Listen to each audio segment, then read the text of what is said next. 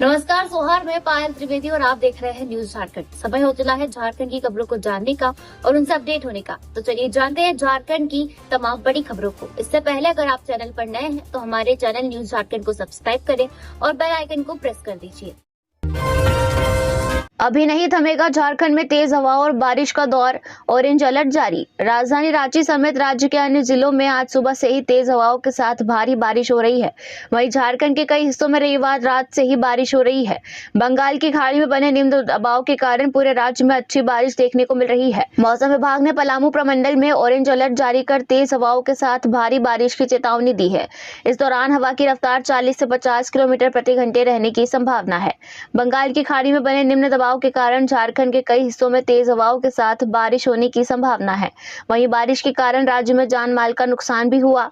पलामू में एक बच्चे की मौत हो गई, वहीं लातेहार में पानी के बहाव में एक व्यक्ति बह गया। राजधानी रांची में रात से ही रुक रुक कर बारिश होती रही, जिससे निचले इलाकों में जल जमाव की स्थिति पैदा हो गई।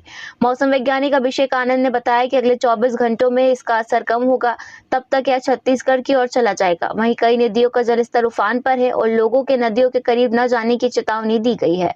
लोगों को कल विश्वकर्मा पूजा के दिन भी बारिश से राहत मिलेगी। मौसम विभाग ने ऑरेंज अलर्ट जारी कर गढ़वा, पलामू, लातेहार में भारी बारिश की चेतावनी दी है। वहीं गुमला, सिमडेगा, लोहरदगा, चतरा में भी येलो अलर्ट जारी किया गया है।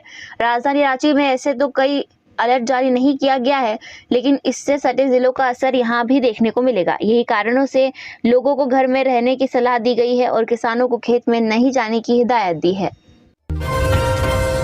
भारी बारिश के कारण पलामू प्रमंडल में नदियां उफान पर, कई इलाकों का संपर्क टूटा, हाई अलर्ट जारी। पूरे पलामू प्रमंडल में बारिश तबाही मचा रही है। पलामू के इलाके में भारी बारिश को लेकर हाई अलर्ट जारी किया गया है।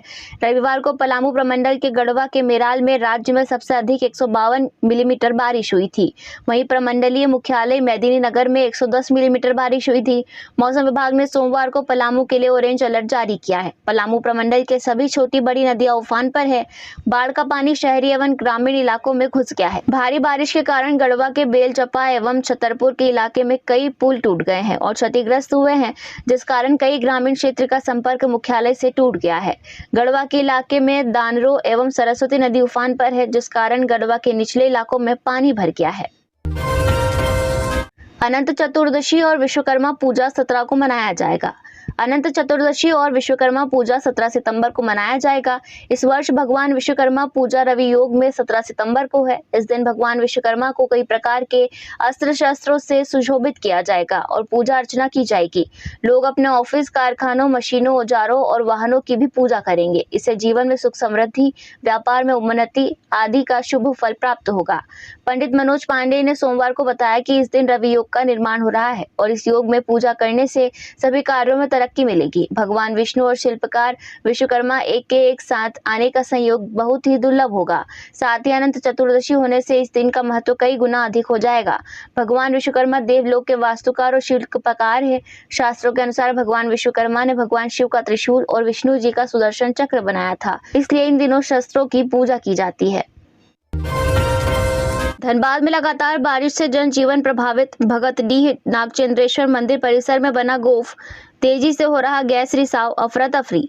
धनबाद जिले में लगातार हो रही बारिश ने जनजीवन को बेहाल कर दिया है। लोगों का घरों से निकलना मुश्किल हो गया है। इसी बीच गर्मी से राहत जरूर मिली है, वहीं दूसरी ओर कोलियरी क्षेत्र के रहने वाले लोगों की धड़कन को भी बारिश ने और बढ़ा दी है। इसकी वजह है भूधसान और अग्नि प्रभावित क्षेत्र का होना। इसकी बानगी देखने को मिली झरिया विधानसभा क्षेत्र अंतर्गत भगतडीह में, जहाँ नागेश्वर मंदिर प्रांगण में आज करीब 100 फीट का गोफ बन गया। जहाँ गणेश प्रतिमा विसर्जन के लिए लाए गए साउंड बॉक्स उस गोफ में समा गए। गोफ बनने के साथ ही तेजी से गैस का रिसाव शुरू हो गया। घटना के बाद इलाके में अफरा तफरी का माहौल है। मंदिर परिसर में जोरदार आवाज के साथ गोफ बना। मंदिर परिसर में गणेश मेला का आयोजन किया गया था। आज विसर्जन का आयोजन था। विसर्जन के लिए डेकोरेटर द्वारा जनरेटर और डीजे मंगाया गया था। गोफ बनने के बाद जनरेटर और साउंड बॉक्स उस गोफ में समा गया। घटना की सूचना पुलिस और स्थानीय पुलिस को दी गई। सूचना के बाद पुलिस और बीसीसीएल प्रबंधन मौके पर पहुंचे। गोफ भरने को लेकर बीसीसीएल प्रबंधन से बातचीत चल रही है। झारखंड के स्कूलों में बनाए जाएंगे बच्चों के लिए नया आधार कार्ड, अपग्रेड भी होंगे, लगेंगे कैंप।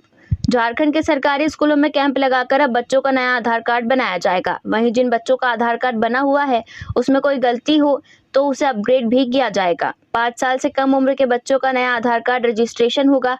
वैसे बच्चे जिनकी उम्र 5 साल से ज़्यादा है लेकिन आधार कार्ड नहीं बना हुआ है, उनका भी नया रजिस्ट्रेशन किया जाएगा। 5 से 7 वर्ष के वैसे बच्चे जिनका आधार कार्ड बना हुआ है, उनके आधार कार्ड में बायोमेट्रिक अपडेशन किया जाएगा। इसमें बच्चों की आंख के साथ साथ उंगलियों की बायोमेट्रिक ली जाएगी। इसके बाद आधार कार्ड में उसे अपडेट किया जाएगा। इसके लिए सभी सरकारी स्कूलों में कैंप लगेगा।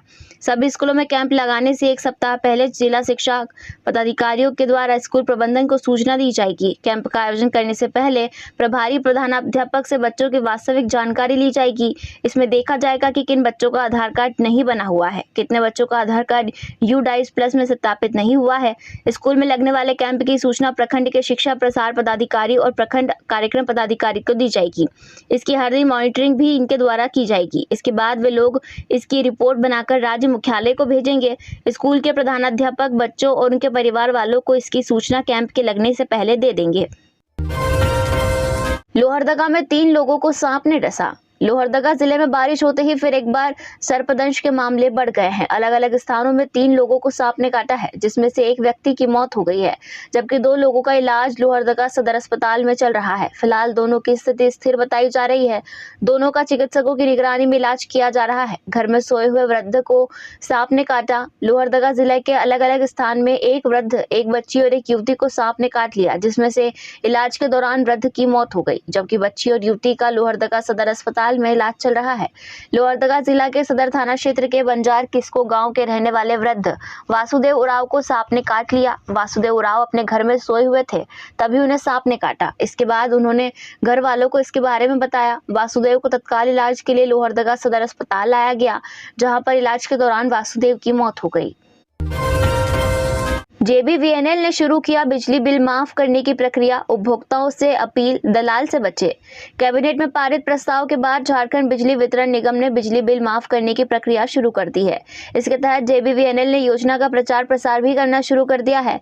निगम की माने तो मुख्यमंत्री ऊर्जा खुशहाल योजना के तहत लोगों का बिजली बिल माफ किया जा रहा है। इसके तहत उपभोक्ताओं का बिजली बिल माफ किया जाएगा। उपभोक्ताओं को इस योजना का लाभ उठाने के लिए किसी तरह का आवेदन नहीं भरना है।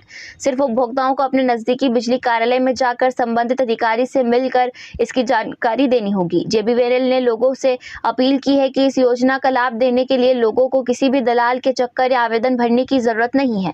बिजली कार्यालय के माध्यम से लोग इसकी जानकारी ले सकते हैं। वहीं निगम की ओर से जारी व्हाट्सएप नंबर 9431135503 में संपर्क कर इसे जानकारी ले सकते हैं। इस योजना के लागू होने के साथ ही लोगों को 200 यूनिट फ्री बिजली मिलने लगी है। JBVNL ने इस योजना को भी लागू कर दिया है। बता दें कि योजना घरेलू उपभोक्ताओं के लिए है। निगम के पास वर्तमान में लगभग 49 लाख घरेलू उपभोक्ता है जो इससे लाभान्वित हो सकते हैं। नदी में बढ़ते जलस्तर को लेकर बन्ना गुप्ता ने DC को दिए निर्देश, पीड़ितों को सुरक्षित स्थान पर शिफ्ट करने को कहा। जमशेदपुर के तटीय क्षेत्रों में रहने वालों को सुरक्षित रखने की चिंता मंत्री बन्ना गुप्ता ने व्यक्त करते हुए उपायुक्त को विशेष निर्देश जारी कर राहत एवं बचाव कार्य करने को कहा है। सोशल मीडिया अकाउंट X पर पोस्ट कर उन्होंने लिखा है कि लगातार 3 दिन से हो रही बारिश के कारण स्वर्ण रेखा व खरकई नदी का जल स्तर बढ़ता जा रहा है और खतरे के निशान के करीब है। नदी तट पर रहने वाले लोगों से अनुरोध है कि सतर्क रहे। उपायुक्त पूर्वी सिंहभूम को निर्देश देते हुए उन्होंने कहा कि मामले में सतर्कता बरतते हुए ऐसे पीड़ितों को चिन्हित करते हुए सुरक्षित स्थान पर शिफ्ट करने का उपाय करें। साथ ही उनके दवाइयों, रहने और खाने का भी इंतजाम सुनिश्चित करें और राहत एवं बचाव कार्य चलाएं। उन्होंने तटीय क्षेत्रों में रहने वाले लोगों से भी सतर्क रहने की अपील की है एवं नदी में नहीं जाने का आग्रह किया है। साथ ही उन्होंने कांग्रेस कार्यकर्ताओं एवं अपने समर्थकों से भी क्षेत्र में भ्रमण कर पीड़ित परिवार का सहयोग करने का आह्वान किया है। आंगनबाड़ी कर्मी की आक्रोश रैली 23 को। झारखंड राज्य अराजपत्रित कर्मचारी संघ के नेतृत्व में झारखंड राज्य आंगनबाड़ी कर्मचारी संयुक्त संघर्ष मोर्चा की बैठक हिनू में रविवार को हुई। अध्यक्षता प्रदेश अध्यक्ष देवंती देवी ने की। महासंघ के प्रदेश महामंत्री अशोक सिंह नयन ने कहा कि सरकार आंगनबाड़ी कर्मियों की मांगों को लेकर गंभीर नहीं है, इसलिए अब आंदोलन का फैसला लिया गया है। 23 सितंबर को मोरहाबादी मैदान में आक्रोश रैली की जाएगी। इसमें पूरे प्रदेश से हजारों की संख्या में सेविका सहायिका का जुटान होगा। रैली में अक्टूबर से हड़ताल की घोषणा की जाएगी। मंत्री सुंदर तिर्की ने कहा कि सेविका सहायिका के मानदेय में बढ़ोतरी, सेवानिवृत्ति के बाद पेंशन नियमावली में सुधार, सेवानिवृत्ति की उम्र 65 वर्ष करने, सरकारी विद्यालयों के सामने आंगनबाड़ी में अवकाश, पोषण ट्रैकर ऐप से मुक्ति सहित अन्य मांगों को लेकर सरकार को कई बार ध्यानाकृष्ट कराया गया, लेकिन इसे लेकर कोई निर्णय नहीं लिया गया। जेएसएससी सीजीएल परीक्षा की तारीख आ चुकी है। आयोग का दावा फुल प्रूफ है तैयारी। विवादों के बीच एक बार फिर राज्य झारखंड कर्मचारी चयन आयोग स्नातक स्तरीय प्रतियोगिता परीक्षा आयोजित करने जा रही है। सीजीएल परीक्षा आगामी 21 और 22 सितंबर को रांची, बोकारो समेत राज्य के विभिन्न जिलों में आयोजित की जाएगी, जिसके प्रवेश पत्र 17 सितंबर को आयोग की वेबसाइट पर जारी कर दिए जाएंगे, जहां से अभ्यर्थी अपना प्रवेश पत्र डाउनलोड कर सकते हैं। झारखंड कर्मचारी चयन आयोग ने अभ्यर्थियों के रजिस्टर्ड मोबाइल पर मैसेज भेजकर परीक्षा केंद्र और परीक्षा तिथि के साथ प्रवेश पत्र कब और कैसे मिलेगा, इस संबंध में सूचना जारी की है। इस परीक्षा में करीब 6.5 लाख अभ्यर्थियों ने आवेदन कर रखा है, जिसके लिए व्यापक इंतजाम किया गया है। इससे पहले इस साल 28 जनवरी और 4 फरवरी को परीक्षा आयोजित होनी थी, लेकिन प्रश्न पत्र लीक होने के कारण यह परीक्षा विवादों में आ गई। इस विवाद की वजह से आयोग के अध्यक्ष को इस्तीफा तक देना पड़ा। गौरतलब है कि यह एक ऐसी परीक्षा है जिसकी राज्य में 2015 से लगातार वैकेंसी निकाली जा रही है, लेकिन दुर्भाग्य अभी तक पूरी नहीं हो सकी। झारखंड के 21 जिलों में प्लेटलेट्स ही नहीं, 45 दिन में डेंगू के मरीज हुए 264। राजधानी में है चिकनगुनिया और डेंगू के 120 पीड़ित। झारखंड में डेंगू और चिकनगुनिया के मरीजों की स्थिति बढ़ने जैसी हो गई है। ऐसा इसलिए कि राज्य में मरीजों की संख्या बढ़ती जा रही है, पर इन्हें प्लेटलेट्स ही नहीं मिल पा रहा है। ऐसा इसलिए कि राज्य के 24 जिलों में से 21 जिले ऐसे हैं जहां के ब्लड बैंक में प्लेटलेट्स ही नहीं है। राज्य में केवल रांची, धनबाद और हजारीबाग के ब्लड बैंक में प्लेटलेट्स मिल रहे हैं। डेंगू और चिकनगुनिया के मरीजों की संख्या की बात करें तो इस साल अब तक विभिन्न जिलों में डेंगू के 465 मामलों की पहचान हो चुकी है। सिर्फ अगस्त से 15 सितंबर तक यानी 45 दिनों में ही 264 से ज्यादा केस मिल चुके हैं। वहीं राजधानी में अभी तक 120 से अधिक डेंगू व दर्जनों चिकनगुनिया के मरीज मिल चुके हैं। मरीजों से दिख रहे लक्षण के अनुसार डॉक्टर लगभग 65% मरीजों को डेंगू व मलेरिया जांच की सलाह दे रहे हैं, लेकिन अधिकांश मामलों में जांच रिपोर्ट में भी संक्रमण की पुष्टि नहीं हो रही है। हालांकि ब्लड टेस्ट में प्लेटलेट्स का स्तर 75% तक गिरा मिल रहा है। अनियंत्रित होकर गिरा मोटरसाइकिल चालक, एक की मौत, दूसरा गंभीर रूप से घायल। गोमिया विष्णुगढ़ मुख्य पथ से आज सुबह 11 बजे 160 सीसी के अपाचे गाड़ी से 2 युवक कहीं जा रहे थे, तभी अचानक घुमावदार मोड़ में सदारो जंगल के समीप गाड़ी अनियंत्रित हो गई। गोमिया में विष्णुगढ़ जा रहे मनोज रवानी ने जब यह देखा तो रुक गए और 108 एम्बुलेंस को फोन कर घटना की जानकारी दी।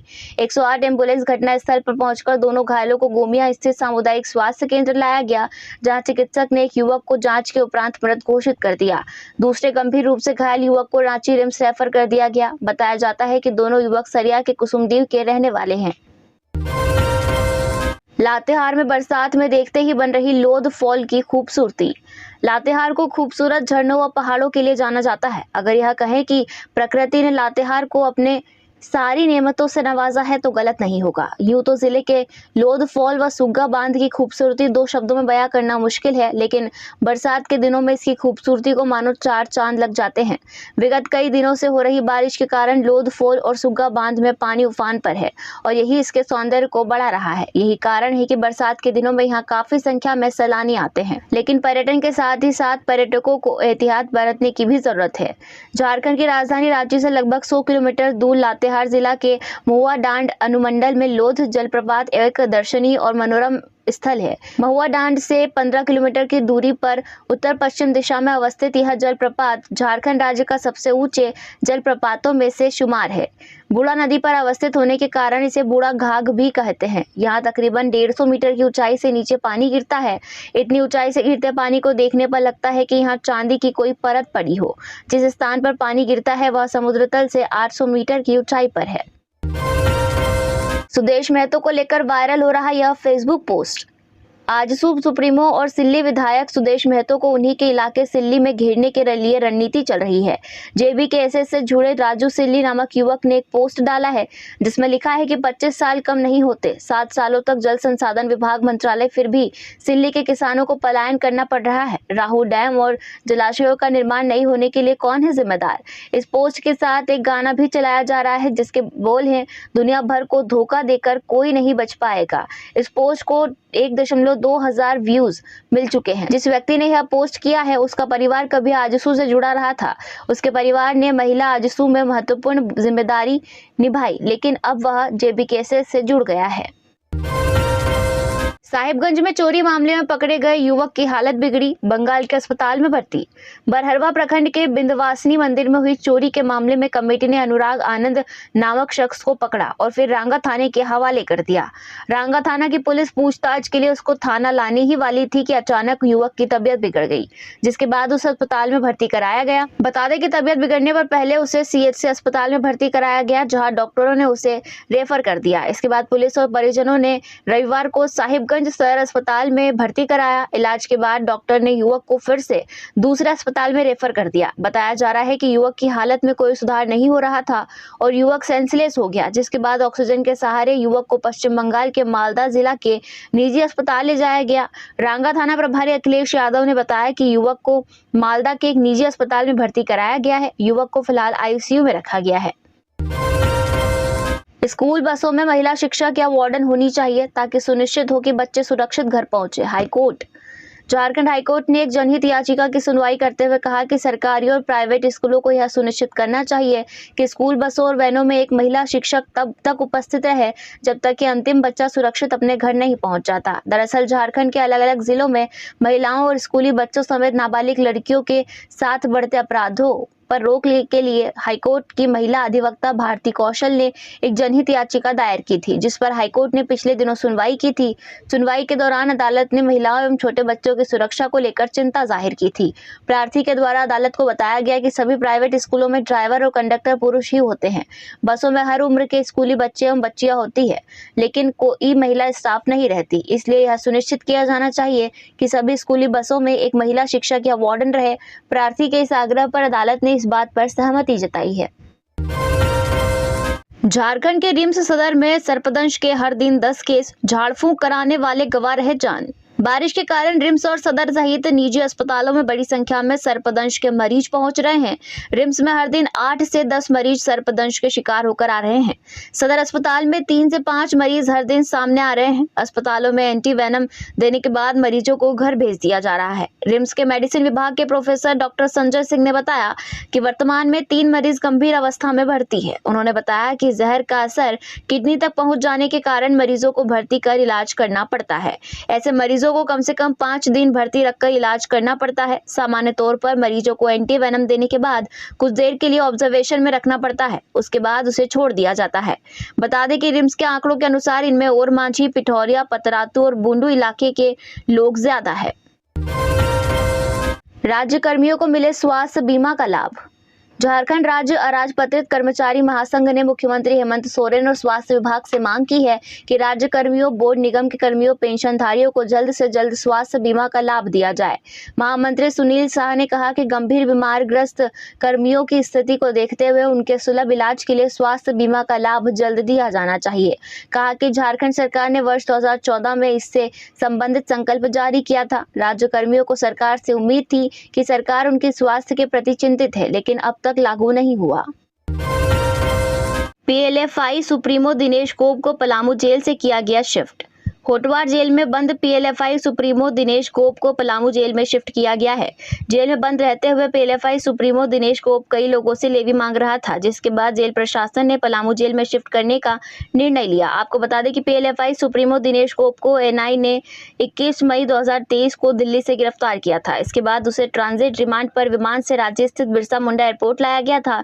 दिनेश गोप के खिलाफ झारखंड, बिहार और उड़ीसा में हत्या, अपहरण, धमकी, जबरन वसूली और पीएलएफआई के लिए धन जुटाने से संबंधित 102 से अधिक आपराधिक मामले दर्ज हैं। तो यह थी झारखंड की टॉप बड़ी खबरें। इसी तरह झारखंड की और भी तमाम खबरों को जानने के लिए हमारे चैनल न्यूज झारखंड को सब्सक्राइब करें और बेल आइकन को प्रेस कर दीजिए।